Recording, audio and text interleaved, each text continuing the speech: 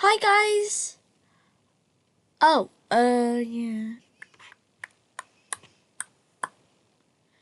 It looks like we are. So today I will be reacting to. I'm just gonna get myself prepared. I will be reacting to Goodbye Internet and Welcome to Your Nightmare by the Game Theorists. First, hopefully I don't get copyright claimed.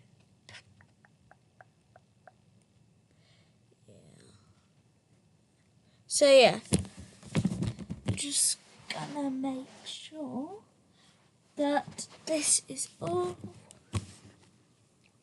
Yeah. All I remember about. Actually, I'm not gonna say spoilers. I'm gonna say the bits that I knew when we get to it. But you've probably heard the news, and it's starting to be starting to be a trend. Suddenly, can you guys see? Yeah. It's not clickbait. On March 9th, I will be hosting my last Theory episode, at which point I will be handing off the channels to someone else.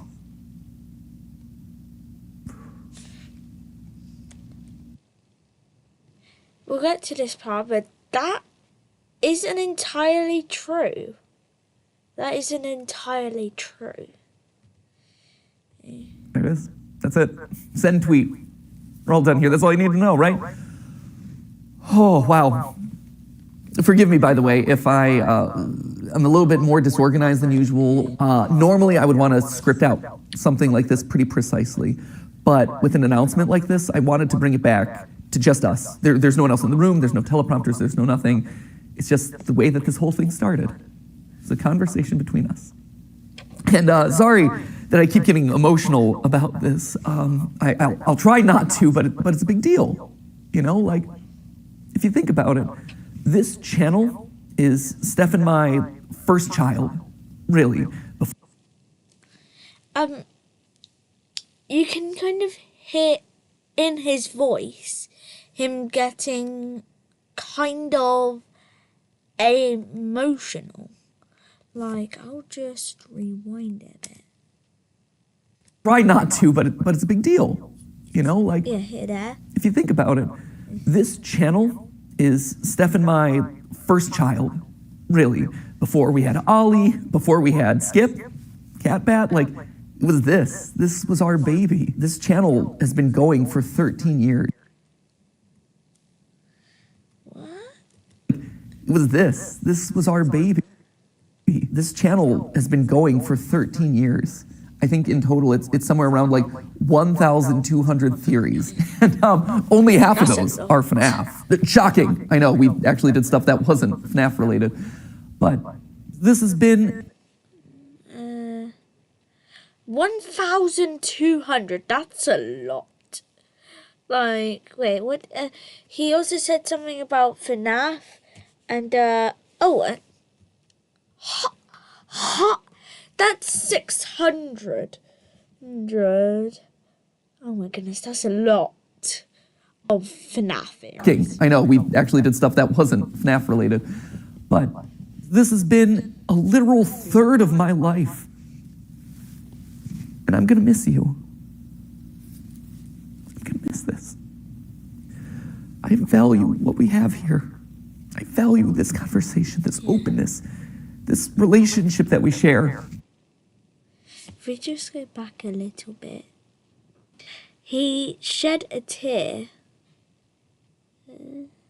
there, just there. Yeah. I value this conversation, this openness, this relationship that we share. And I'm sad that I won't be able to see you every week. Which then I guess prompts the question of like, why? Why am I doing this now? Why am I making this announcement today? Why am I walking away from the channels? Well, to be honest, it was Tom Scott. You can blame Tom Scott. Who's Tom Scott? Who's Tom Scott?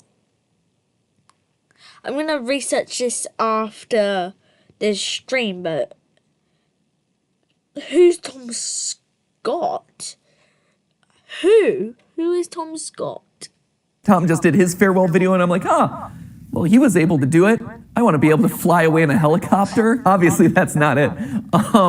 But really, my reasons for making this announcement today is probably largely the same as Tom's reasons, or Seth Everman's, or Captain Sparkle's, or Papa. Say what? Steph Everman. The only person in that list I know, well, kind of, is Captain Sparkles. But again, I don't really watch Captain Sparkles. I'm gonna have to research these names afterwards. Like, that's actually something that I missed the first time, which was 13 days ago. Around 12 or 13 days ago. Yeah. Meats or Stampy Longheads. Like, there's a... Stampy? I know a bit, Stampy, but I haven't watched a lot of their videos, so yeah. A lot of these videos that are coming out these days, and there's going to be a lot more happening throughout this year. Steph and I have known this video would be coming for the last 3 years. We weren't sure it was necessarily going to be today. We didn't know exactly when it would fall. 3 years ago, see here, 2024, subtract 3 would be 2021. They did it since 2021. Wait, I'm just gonna, where is it? Yeah, I'm just gonna, then,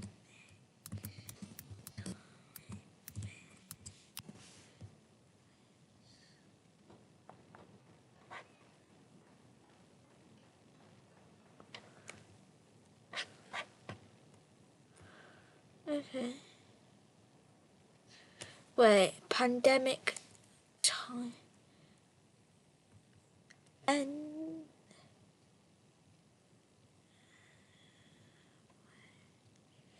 wait.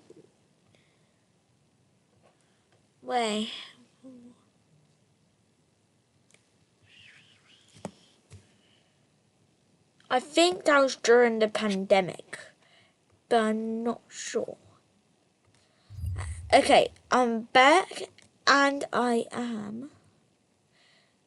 You guys can see, probably.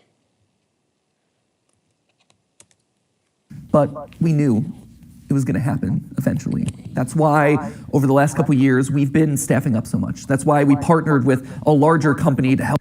Over the last couple years, we've been staffing up so much. How many, that's Amy. There's also Tom. Is it Tom? Yeah, Tom. I forgot what his name is, but who are the rest of these? I think I've seen.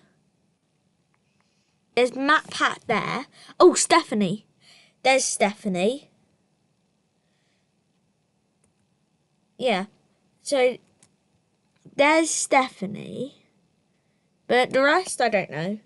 That's why we partnered with a larger company to help run the channels. That's why we've been spending so much time outside of this box, training up the team to make the best videos that they can. Because we knew that we couldn't do this forever. We knew that, honestly, we didn't want to do this forever. For as much as I love you, and I love overthinking things, and I love theorizing, I don't love late nights. I don't. I think that's Ollie. Like in their family.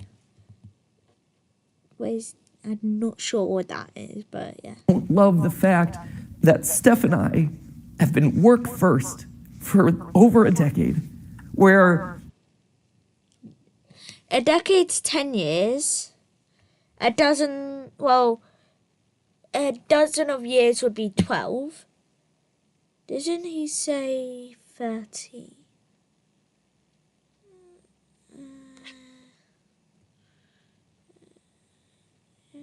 Oh. Wait, Captain Sparkles commented, stepping back. You guys probably know this, but I read your comments and answer to them. 700. That's essentially 700. Reply. Okay. There's a trans.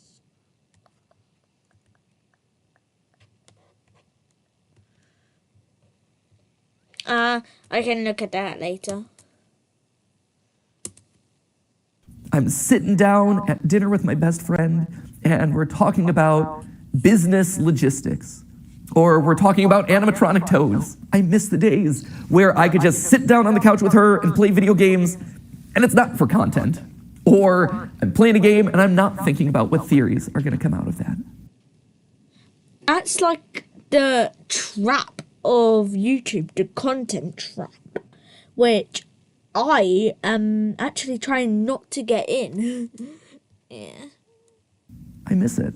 So that's a big reason. That was a big one right there. But also just the internet's changing. My life has changed in the last 13 years. I mentioned Ali before. He's the coolest little dude, and he's getting older by. He could technically say that he'd been doing this for over a dozen years, because a dozen's 12. In a minute. And I watch him, and he is so much fun. And he is so much smarter than I was when I was his age. He also probably knows the FNAF lore better than I do, which is a problem that I should probably address at some point. He also probably knows the FNAF lore better than I do. That's how to spell his name? O-double-L-I-E. I don't really play FNAF. Yeah. Which is a problem that I should probably address at some point. But honestly, I want to be able to spend more time with him. Another sad fact of the matter is I'm getting older. I'm 37 now. The other day, I actually had to Google my own age. And you know that when you have to start like doing math in your head to calculate how old you are over the hill, my friends. Though to be fair, to my credit, I think I'm like the only 37-year-old out there who has an unironic appreciation of Skibidi Toilet. Then again, maybe that's the problem, right? Like, remember the Skibidi Toilet thing? That whole entire trilogy of thing. Good times, mate. Good times. Maybe that's not a good thing. And honestly, because this is all about us being honest, there is a bit of a selfish side to this. When you think about it, there's only really two ways to step away from a YouTube channel. You either just decide the day that you stop uploading and you're like, I'm done, or you just keep uploading videos from now until the heat death of the universe, and you watch as your relevance slowly dies or your passion slowly dies. And for me and my journey in this place, I always wanted to go out on a high note. And when you stop and look at the last year, this has been the best year in the Theorist lifespan ever. Like, no joke. It is our highest view year. It is the year. Wait, I'm just gonna go back. Span ever. Like, no joke. It is our highest view.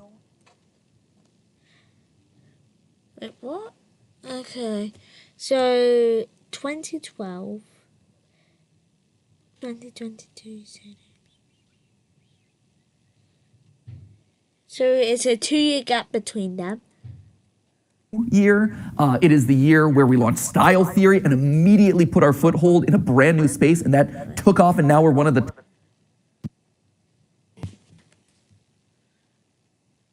Wait, I might. Wait. We now have a top channel in 4 different verticals that are completely different, and no other YouTuber really has ever been able to do it to that scale. That's amazing. This is also the year where I was able to meet. Wait, I'm just gonna change. Play speed. Just so that I'm not here for like 2 hours. You guys at our Broadway show, I was able to play at the PGA and show that, hey, YouTubers aren't particularly good at golf, but they can make your event relevant for like a couple of minutes. It was also the year that I got to host the Streamy Awards, and it wasn't cringe. I mean, to be... Wait. Just gonna speed it up to 1.5. To be fair, the Streamy Awards are always a little bit cringe. Actually, no, that's a bit too much.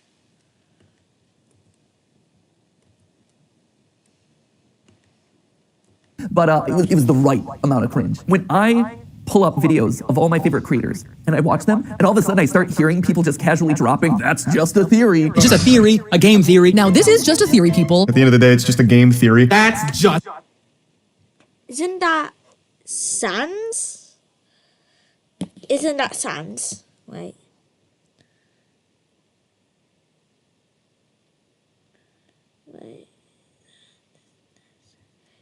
Just gonna... I think the best way to explain it is with a video game analogy. Feels appropriate, right? Whoa, it's game theory. Ha! Did it. Check the game part of it off. But the way I like to think about it is Earthbound. I think I've made it pretty clear over the years that is, without question, my favorite game of all time. Sans it's a Nest, all game. that, you're all familiar with that. But what you might not be familiar with at this point is how the game ends. At the end of Earthbound, after you save the world, everything opens up to you. You can revisit every single location that you've been to. You can talk to every NPC that you met on your journey. And it's this incredible moment as a gamer. You see just how many lives have been impacted thanks to your journey. And then after spending as much time as you want talking to all those people, you end up back home. You go back to where it all began, where you were just a kid, waking up in bed and starting your adventure. And even though... That looked like Ness. That looks like Ness. That looks not Ness from the FNAF movie. Like, that looks like the Ness is Sans meme. You go back to where it all began, where you were just a kid, waking up in bed and starting your adventure. And even though your mom's there, and your dog's there, and your weird telephone dad's there, it feels different somehow. Like, sure, this is still a place of love and acceptance and comfort and security, but you just don't quite fit anymore. Because you just traveled the world. You made all these new friends. You are different. You grew up. And your relationship to this place grows up. It evolves. In case you couldn't tell, I'm Ness, which I guess would also mean that I'm also Sans. But I was also Ness. Wait, who was Ness in the FNAF movie? He made a 100 video about that. Just That's in the FNAF movie, which just opens up all sorts of weird canon. Slap a thumb. He's gonna say, Sans is Ness is... Wait, Ness is Sans is Ness is... I've got to stop dying. Nail on that one. So anyway, there you have it. That is why I'm leaving. I hope you can understand.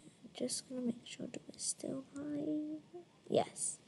18 minutes. But that obviously begs the question of, like, what happens to the channels? Well, for the next 10 weeks, we're gonna have ourselves a big old going away party. If Unis Honest taught us anything, it taught us that you probably shouldn't use urine for a personal sauna. But if Unis Honest taught us two things, one was to not soak in your own urine, but two was to appreciate the time that you have left. So that's why over the next 10 weeks, we're gonna have a bunch of theories that are gonna be a lot of fun, revisiting old favorites, getting some closure on things, we're gonna see some familiar faces, a lot of awesome stuff. Although to be fair, I think it's 9 weeks, and I think we counted this one as week 1. That was stupid of us. That, my friends, is how you wind up getting Wario being 10 feet tall. Mathematical rigor. Wait.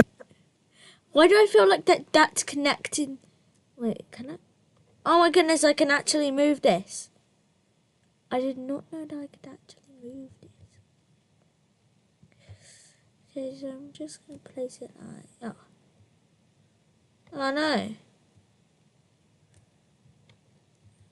Double check the numbers. So I have 9 theories left on each of the channels, but we're gonna call them Matpat's Final 10 because that just sounds better. At which point then on March 9th, we're gonna have that big going away celebration, Matpat's Final Theory, and I just dust away. I stand astride my Music Man and I just whip a nay-nay off into the distance. But then something special happens. Do the channels go away with me? No, actually. I've always thought that anyone can be a theorist, right? If you are passionate about a topic and you love to overthink it and over-research it, then congratulations, you're a theorist. And that could range from, hey, I have family recipes that I'm constantly looking to refine, to, hey, I want to create the perfect fantasy.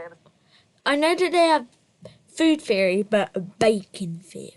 sports that team. sounds Because like here's the thing, fake. sports pros, at the end of the day, if you are in the statistics and numbers and doing calculations to see if your team won or lost, you're just playing a glorified Dungeons and Dragons game. I hate to break it to you, you're one of us, my friends. And sure, Game Theory is a format that I created. It's a show with this very excitable host who makes a lot of cringy dad jokes and says the word lore a lot. But at the end of the day, it's more than just the host. It is a show. It is a format. And in a broader sense, it is a state of mind. It's a way of thinking and approaching the world around you. It's more than just the host. How exactly is that state of mind? Plus, sorry if you can't hear my voice that much, but yeah, I am talking. Sorry. When you think about it, not a lot of YouTube channels function that way. We're special in that regard. Like, you're not going to be able to get another Markiplier stepping into the Markiplier channel, and you're never going to be able to recreate Jenna Marbles. And to be honest, you're never going to get another Matpat either. But you can have another game theorist. You can have another film theorist or food theorist or style theorist. I think in a lot of ways, we almost function kind of like the Doctor Who of YouTube, where as one host fades away, a new one kind of respawns in their place. And they're Yeah, I'm going to talk about the generations of YouTube when I actually get more subscribers, because then it would actually make sense. able to put their own unique spin and flavor on the format and make it their unique thing. You have eras of the different theorist channels. And so, you know, my era is fading away and someone new is coming in. Maybe this is the David Tennant to Matt Smith transition, right? Good, solid series episodes right there. So who then is going to be taking over the channels? Well, I don't know if you've noticed this, but fewer and fewer of the words that I'm saying in any given episode are actually mine. If you go down to the credits, you can actually see in the description that there are certain names that have been appearing more and more frequently. Like, yeah, I'm listed on every single one as the writer because I touch every single script, I polish it in my voice, but in all honesty, the bulk of what I'm saying is coming from someone else. It's their research, it's their work. Why should they have to filter their creativity through my voice? I've always envisioned these channels as a place where we could spotlight all sorts of creators. I mean, it even goes back to the original URL of this channel, right? It isn't Game Theory, it was always the Game Theorists, because this was a place where you could find a lot of like-minded creators, all with a passion for gaming and education. That's why we had the partner shows like Gaijin Goomba with Culture Shock, or Drake with Smash History, or Ryder with A Brief History, or Austin with The Science.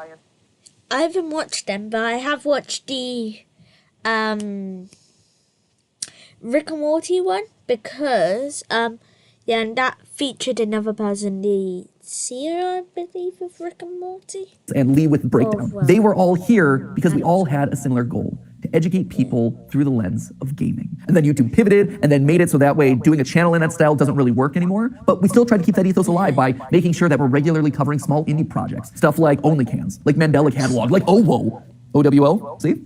I learned. But if we're doing that for all these other creators, why aren't we doing it for the creators on our own staff who have been in the trenches doing the research, writing these words to deliver to you?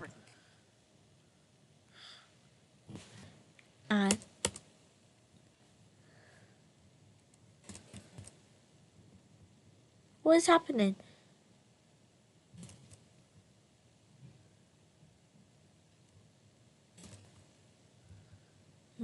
Available to me that you've given me over the last 13 years.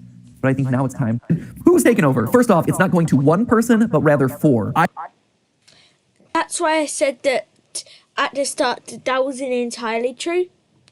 Because at the start they were saying like it'd be taken over by one person, when I know it's going to be taken over by Tom and Amy and 2 other people. I would not wish my schedule on anyone. Like, sure, I'm willing to not sleep for the last 13 years of my life, but I feel like as old man YouTube passing this along to the next generation, I should probably do my best to try and make it more sustainable for them. It's also going to people that you're already familiar with. You've seen them showing up in shorts. You've seen them here on the couch with me for GT Live. You've sometimes seen them washing their hair with me in my own Yeah, I think that's Amy. shower. Don't read too much into that, but it is accurate. Most importantly, though, they're each an expert in their own individual subject matter, and they've been spearheading the creative of the channels for the better part of the last year. And I think what's maybe the most fascinating about all of this is that I believe Amy is doing style theory, and Tom is doing game theory, I believe. each of the 4 of them come to us from a completely different angle. You know, so for instance, you have Lee, right? Lee's gonna be taking over film theory, and Lee has been with us for 10 years. 10 years, it's crazy. I believe he was actually editor number 3 for the channels. We had Ronnie, and then we had Ryder, Foot of a Ferret. And then we had Lee. I think his first theory that he ever worked on was Rosalina's Peach's daughter. Peach is dead. One of my all-time favorite episodes that we've ever done on the channel. And over time, he rose up. He had his own show on the channel here. He had Breakdown, which were these just beautiful documentaries that were edited in such an incredible way. And since then, he's been spearheading a lot of the creative on both the writing and the visual side. And then, of course, we have Amy over on Style Theory. And Amy is actually... Told ya.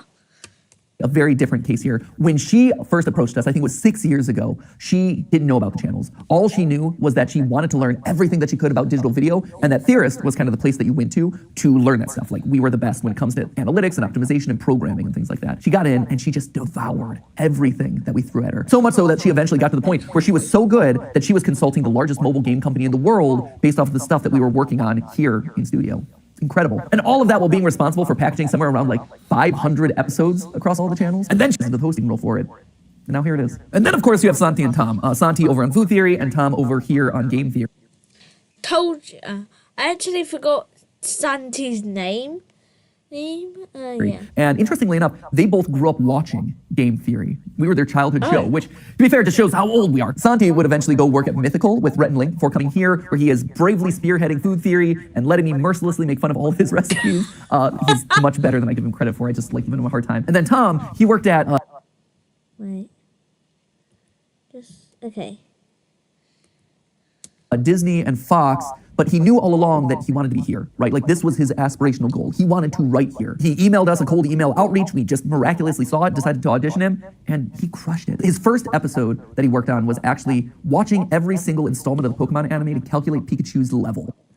I actually forgot about that, but I actually couldn't remember that bit. And to be fair, that was his pitch. Like, I have asked people to do some crazy things in the past, but not even I'm that brutal. Like, you can only watch Team Rocket blast off so many times, but he's like, this is an episode I'm passionate about, and I'm gonna knock it out of the ballpark, and I'm gonna show you how committed I am. And he has been so committed ever since. So committed, in fact, that I told him, hey, if you're joining the channels, you do realize that you're gonna have to read every single FNAF book. And he's like, boom, he did it. And we're up here going crazy in the FNAF addict. But not only did he read every FNAF novel, he also read every single Hello Neighbor book.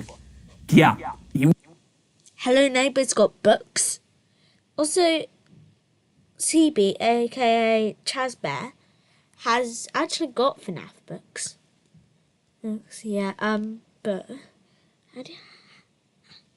Hello Neighbor, I did not know that thing had books. Went that far. Currently, he's working his way through Bendy because the new movie's coming up. If nothing else, I think that really proves his level of commitment and also his appropriate level of insanity.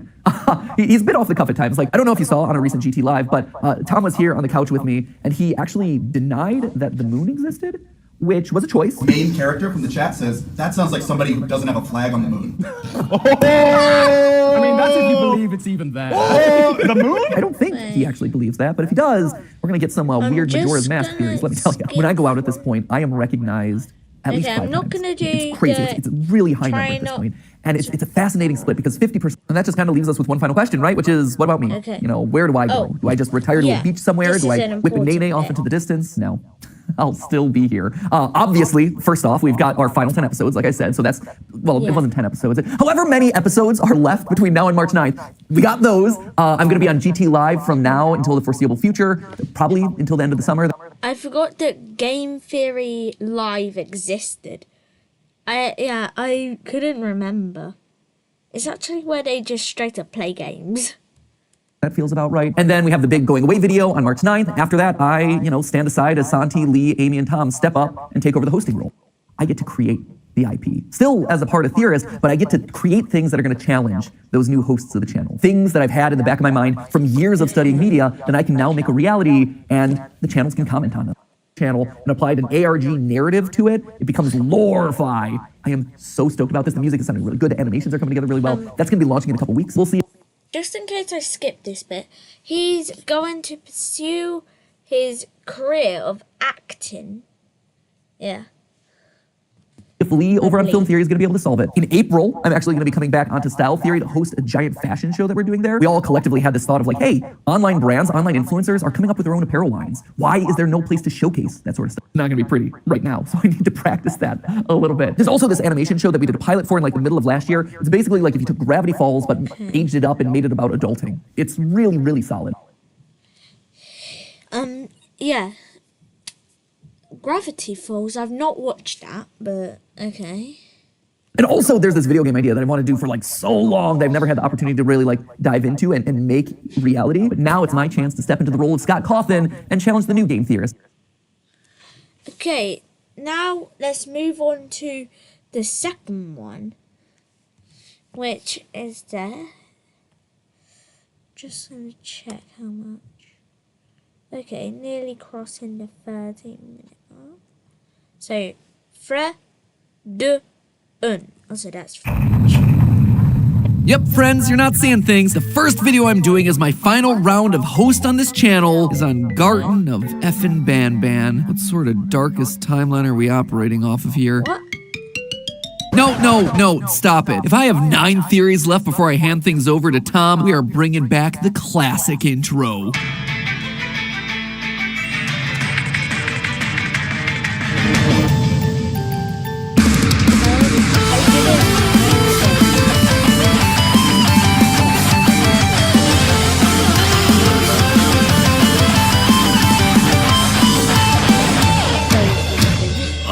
That's the stuff. Hello, Internet. Welcome to Games. Oh, wait, actually, was that music copyright? No, it's... Theory, where in just a couple of weeks, I'm gonna be unburdened of Ban. Sorry, Tom, this one's your problem now. Yep, I should have seen this coming. Though to be fair, Ban is kind of all of our problem. At this point, it's kind of inescapable. It exploded onto the scene in such a big way last year that it was labeled as one of YouTube's top 10 trends of 2023, right alongside Peaches from the Mario movie, Zelda Tears the Kingdom, and the Grimace Shake. Are you kidding? God, you just got the month wrong. Not okay. This is from a different month. Okay, the answer for this round is Garten of Ban. Yet, here we stand, at the 1-year anniversary of the first Garten of Ban game with the latest installment just released, so I guess we're just gonna talk about it until Poppy comes out, which will probably be a lot better. After what feels like an eternity for this franchise, let me check my notes, 4 months, the 5th installment of this game series dropped, naturally titled Garten of Ban 6. And relative to the rest of the series, Episode 6 is pretty tame. Episode 4 ended with a jester named Bittergiggle making Queen Bouncelia laugh, causing her giant kangaroo pouch to erupt into a sky beam which released the Naughty Ones. Episode 6 deals with the fallout of all those words I just said, where we have to face the leader of the Naughty Ones, Sir Dadadoo, using his mind control powers to take over. I actually forgot to do a spoiler warning. I haven't even played it, but I'm okay with spoilers, but if you're thinking of playing this game, click off and play it and then go back to this. Over the other mascots of the kindergarten. Oh, and we also get hit by a bus several times. Wasn't this a game about looking for our lost kid in a kindergarten? Whatever happened to that? But here's the thing. For as much as I joke about this game being lol so random, the Euphoric brothers are smart. As we talked about in a previous theory, skipping the 5th installment was actually a big brain move on their part in both the marketing and storytelling departments. And it showed me that there's actual thought and attention put into the way that this thing's being structured. And it was that realization that got me to go back and rethink all the insane things that this game throws at us. And of all the ridiculous, over-the-top, what the heck were they thinking moments in this game, none can compare to the dream sequences that we've been getting since chapter 3. What is that? What was that thing? Huge Charles! Yep. Oh my goodness.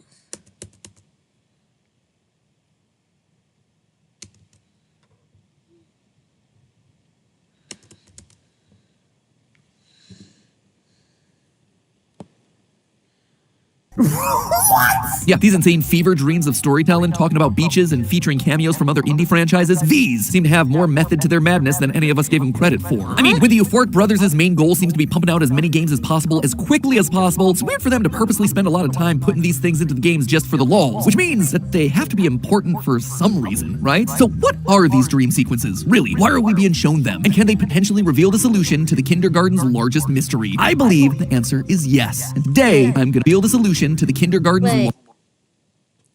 Oh, is he just reading what's on screen? largest mystery. I believe the I know answer he's is got his yes. script, And but today, yeah. I'm gonna prove it to you. So before we figure out what exactly is going on here, we first need to remember what exactly these things are. In every instance, we're shown these dreams by the giant jellyfish Stinger Flynn. This guy's been a bit of a question mark the entire series. Is he good? Is he bad? It's not exactly clear. When we first meet him in chapter 3, he basically tells us to give up on our quest to find our lost child. Wait, but is he bad? It's not exactly clear. When we first meet him in chapter Wait.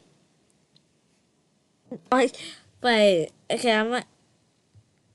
You're... Wait. Chapter 3, he basically tells us to give up on our quest to find our lost child.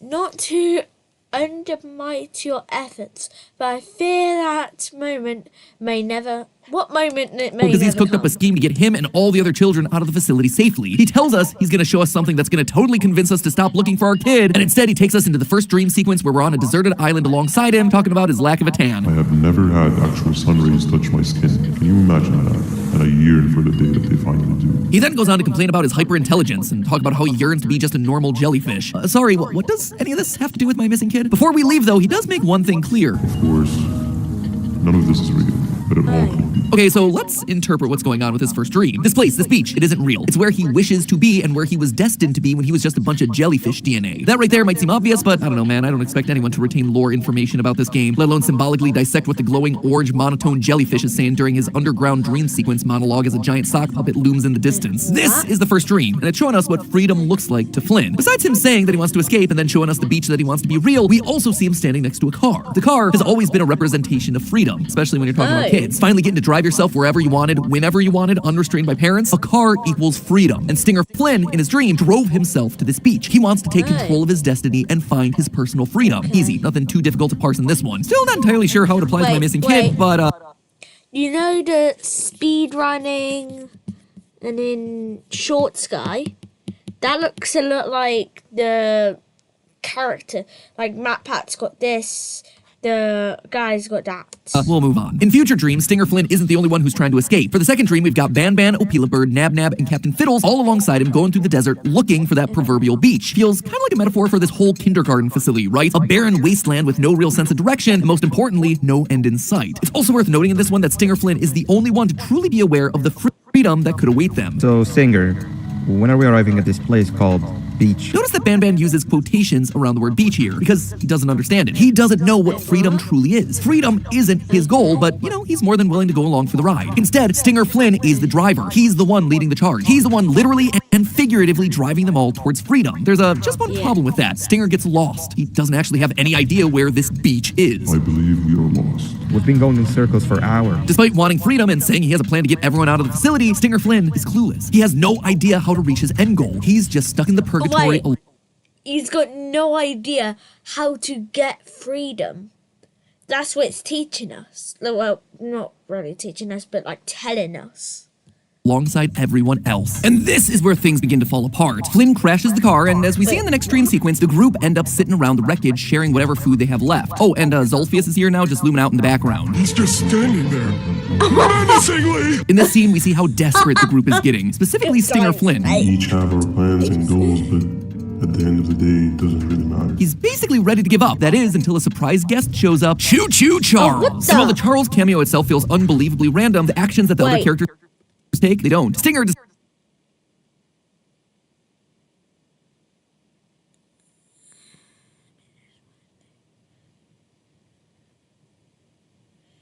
That bit? Yeah, that is that. decides to capture a rescued Bam Ban. Nab Nab, meanwhile, confronts the train head-on to protect everyone. This is actually a series of events that we see repeat again in the dream sequence from Chapter 6. We see the crew all waiting for a bus to take them to the beach, only for Captain Fiddles to be kidnapped by a different bus. Nab Nab tries to go after him and is hit by a third bus, leaving the rest of the gang stranded, only for us to then be hit by a fourth bus. What's important to note in this bizarre sequence is Nab Nab's action. In both dreams, he runs in and tries to protect the other mascots. And what do we see at the end of Chapter 6? Ban Ban in trouble at the hands of Sir Dadadoo and Nab Nab stepping in to protect them all. Well, I say he stepped in. If I'm being thorough, I would say that he was injected with the chemical Givanium and yeeted away, at which point he transforms into a giant Dark Souls boss and tears Titanium? What is that? Titanium. naughty ones away, only to then lose and fall under the group mind control spell. So really, all of that is what we saw in the dreams.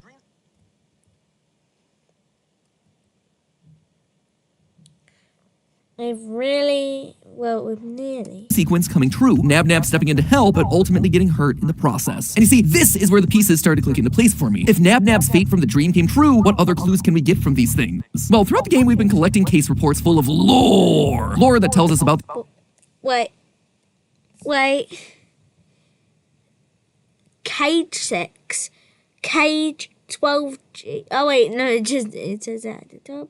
Human. So this one's about a human. The devil Case type 2, update 1. Update 1, humans are...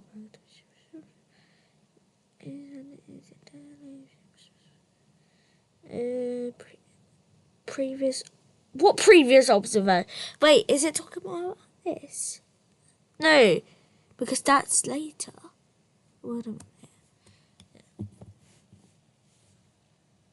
The experiments done to create these living mascots. Almost all of them end up with a very specific goal in mind. Is the subject ready for presentation? This presentation isn't a presentation for stockholders or investors, rather it's a presentation to parents and children. The fateful Bring a Friend Day, where the kindergarten ball pit collapses into the depths under the weight of the visitors. Most cases that we read about have been deemed not ready for presentation.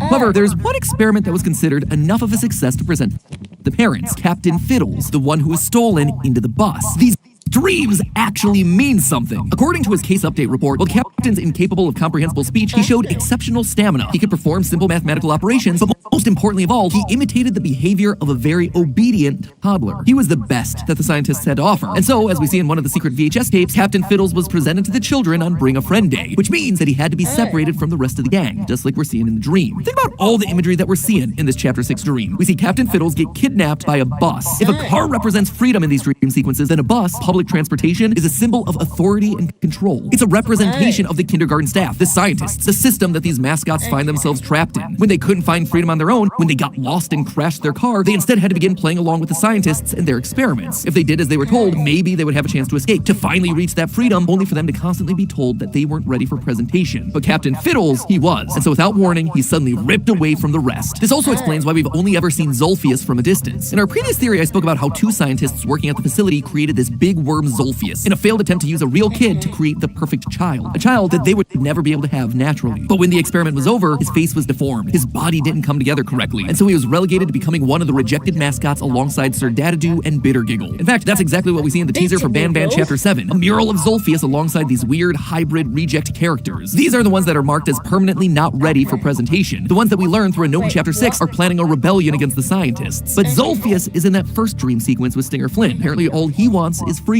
To be with other children. To be accepted. But he knows that he can't be. He is the reject. So he just keeps his distance, watching and hoping that maybe he can follow him to freedom. But never really feeling comfortable enough to really get to know anyone else. So the big question now is, why is Stinger Flynn showing us this? And also, why do we just get hit by a bus? Well, remember, in the game, we're playing as a parent that's trying to recover our lost child. And yet, at every turn, Stinger Flynn is quick to remind us that we're making a bad decision and that we should probably go home. I wanted to let you know that this is all happening because of you. I would be free of my shackles, and everyone you hurt would not have been hurt. Because of your foolish decisions, we are even less likely now to ever get back to the children. Wait. Our stubbornness? That has to be in like Chapter 6, because then they must have made decisions. Our ceaseless quest to find our child, it's hurting everyone around us. And in Stinger's mind, will ultimately be futile. It's the exact same thing that we're seeing in the dream sequences. Stinger Flynn has a goal of freedom that he's relentlessly pursuing, and it looks like he's hurting his friends. Ban Ban's in trouble. They're getting kidnapped. They're getting hit by buses. It's also clear that trying to recover the kidnapped Captain Fiddles immediately gets Nab Nab injured. Apparently, those who try to recover others in this world are ultimately struck down. Basically, we're on a collision course with ourselves. We're destroying everyone and everything around us in this relentless pursuit of this one thing, hence why this bus hits us at the end of the dream. The dream also shows us the evolution of Ban Ban and Stinger Flynn's relationship. Throughout the series, it's clear that Ban Ban and Stinger aren't exactly friends. In fact, during Chapter 3, Stinger Flynn gets mad at us for even working with Ban Ban to find our missing kid. But as Flynn keeps showing us more and more of these visions of past events, it's clear that he and Ban Ban used to be friends. At least friendly enough for Flynn to have brought Ban Ban along on his little escape plan in the first place. But as things get worse and worse, we see the deterioration of their relationship. They are arguing nonstop. You had one job and you messed that up somehow. If Shabu Josh was here, he would have loved those vegetables. I am pretty content that he's not gracing us with his irritating presence. Why do you hate him so much? It gets so bad that Ban Ban decides that he doesn't even want the freedom that Flynn is offering anymore. Why are we even doing all of this? I don't want to go to the beach anymore. I just want to go back. And to really nail home this connection, the Euphoric Brothers had a song commissioned specifically for the Dream Car sequence, a song titled Rivals. In that song's music video, created by the nerdcore channel Rocket Music, the titular rivals are none other than Flynn and Music.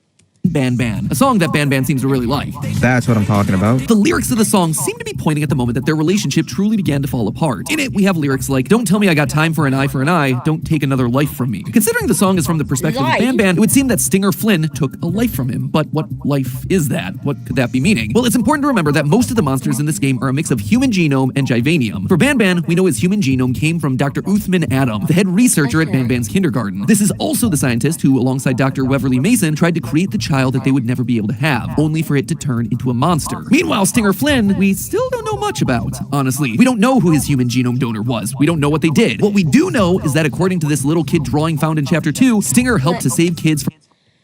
The nice jellyfish saved us from the big bird and the evil red man. We are going to the jelly... I think I'd say fish. Home. From a rampaging Ban Ban on the loose during Bring Your Friend Day. So really, this line about stolen lives can boil down to one of three things. One, Stinger Flynn was the human who put Uthman Adams' genome into Ban Ban in the first place, stealing his human life, and he's mad about it. Option 2 is that Stinger stole or harmed the child that Uthman created, and then there's option number 3. On Bring a Friend Day, we know Ban Ban went on a rampage. We also see hints of this in Chapter 5's preview images. Maybe Stinger, by saving that group of kids for his own unclear and suspicious motivations, literally took those lives away from Ban Ban. Regardless the reason, I suspect that the next few chapters are going to give us some more dream sequences that'll start depicting these. Wait, what? Where did they get these? Look at that, it's burning. Events, leading to the realization that Ban Ban, the mascot that we thought we could trust, was the one that caused the ball pit to collapse on Bring a Friend Day. That he was the one that caused our child to disappear and sent us into the abyss trying to find them. But you know what? That's not the only mystery that we have left. During the dream cutscenes, whose perspective are we playing through? Naturally, you might assume that we're still in the perspective of the parent that we're playing as throughout the rest of the game. Or maybe we're not any character at all, that we're just some random floating camera observing these things happening. But that doesn't make a whole lot of sense within the scenes themselves. First off, Ban Ban, Stinger Flynn, and the rest of the gang, they talk directly to our character. Hey, you. You're finally awake. You sure are a sleepy fellow. Agreed. Morning, sleepy fellow. We are a part of these dreams. We're watching this from the perspective of someone in the gang. So then, who are we? My first thought was that perhaps we're Jumbo Josh, but I was able to rule that one out pretty quickly thanks to this line from the campfire dream. Man, if Jumbo Josh was here, he would have loved those vegetables. The next possibility was Bambolina, but that one was also quickly shot down. Finally, you're waking up. I was getting really bored, and that fella over there isn't much of a talker. If Bambolina was really part of Stinger Flynn's escape crew, then she would obviously know that Nab Nab is not a talker. Ban Ban wouldn't be needing to give her this sort of information, which means that whoever we are, we're someone new. We're someone who doesn't know this group all that well, and that's shockingly rare to come by. I mean, almost all the characters that we've met so far have known each other, or at least have known about each other in some form. Toadster in Chapter 4 even has a poster of every character, including the Chapter 7 character Syringe. Wait, wanted, dead... Wait, dead or alive? Wait, that's billion ban coins. What is that? Who we still haven't met in the games yet. Everyone knows everyone, except for maybe one. There is one character that has been kept a secret this whole time. The one we also suspect was at Bring a Friend Day with Ban Ban, the perfect child. This child was purposely kept hidden, not just from the experiments, but from everyone. Quote from one of the lore documents. We have to turn it back around if we want our little secret down in the basement to stay a secret. Eventually, the child was thrown into the mix with the other mascots because a follow-up note says, not to mention how dangerous it is to keep him around all those other monstrosities. This child has been with Ban Ban and his crew for a while, which is why it makes sense for him to be traveling with the rest of the group in these dream sequences. And this then seems to point to the crux of this whole game franchise. At its core, it isn't about purple kangaroos or spider blobs or pancreae, whatever the plural is. It's about family. The love of two scientists desperate for a child. The love of one parent searching for her lost kid. And it's about the tragedy that comes when you're separated from those children. Stinger Flynn potentially takes away Ban Ban's kid on Bring a Friend Day, sending him into a rampage. This then prompts the overstuffed ball pit to collapse, leading to the catastrophic situation in which our character finds herself. So laugh all you want about the weird, veiny mascots with dumb names and stiff animations. At its core, this is a human story told through weird esoteric dream sequences, poorly written text documents, and monotone monologues. But if you manage to get through all of that and the strange and often boring gameplay, underneath you have something beautiful. Or, you know, maybe not beautiful, but at the very least it's interesting. Or if not interesting, at the very least you have yourself a theory. A game theory. Thanks for watching.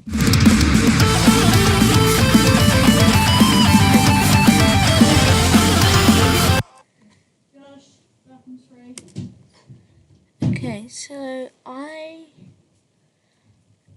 am going to do it when it hits 49. I'm gonna stop streaming. Currently, there's no one watching.